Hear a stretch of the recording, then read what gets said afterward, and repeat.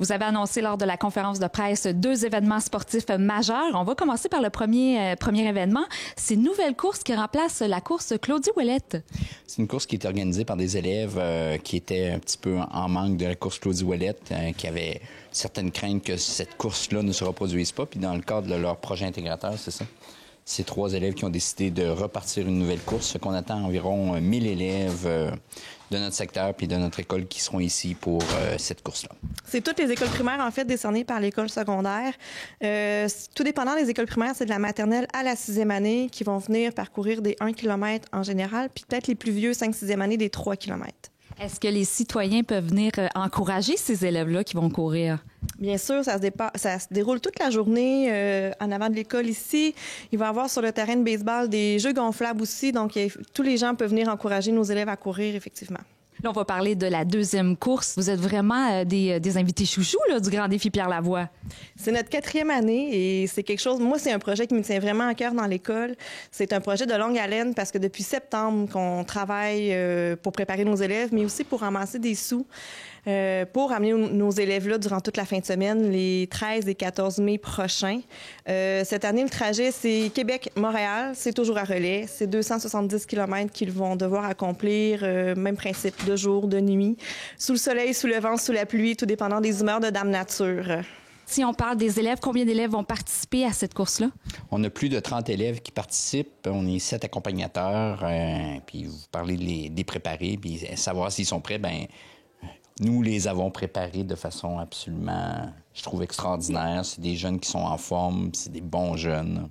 Est-ce qu'il y a des jeunes qui reprennent la course? Est-ce qu'il y en a que c'est pas leur première expérience cette année?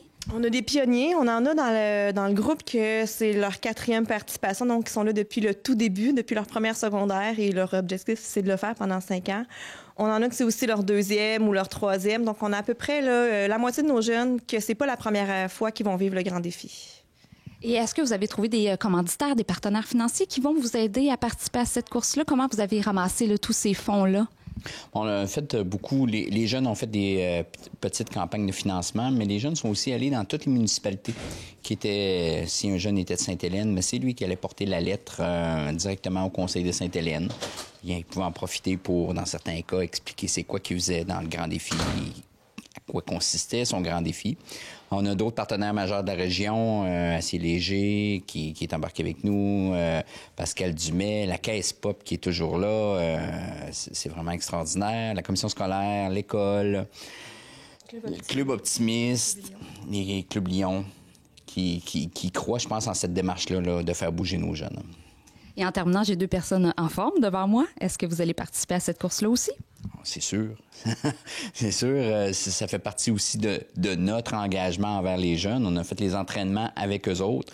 On n'a pas juste donné les entraînements, on les a fait nous autres aussi. S'il y avait des burpees à faire, on les faisait nous autres ici. Je pense qu'on a donné l'exemple et puis l'objectif derrière tout ça, c'est de montrer aussi que en vieillissant, ben ils vont être capables de s'entraîner. Ils vont avoir ça dans leur corps, en eux, de savoir qu'ils peuvent s'entraîner. Et est-ce qu'il faut tout d'abord être un amoureux aussi de la course pour participer à ça? Bien, à la base, on avait des jeunes qui couraient pas, qui sont partis de 0 en septembre, puis qui ont développé la passion de la course. Donc non, pour t'embarquer là-dedans, t'es pas obligé d'aimer la course. C'est sûr qu'à la longue, oui, parce que il faut que tu développes des aptitudes physiques et des habiletés, mais quiconque est capable de venir accomplir ce défi-là, s'il se prépare très bien.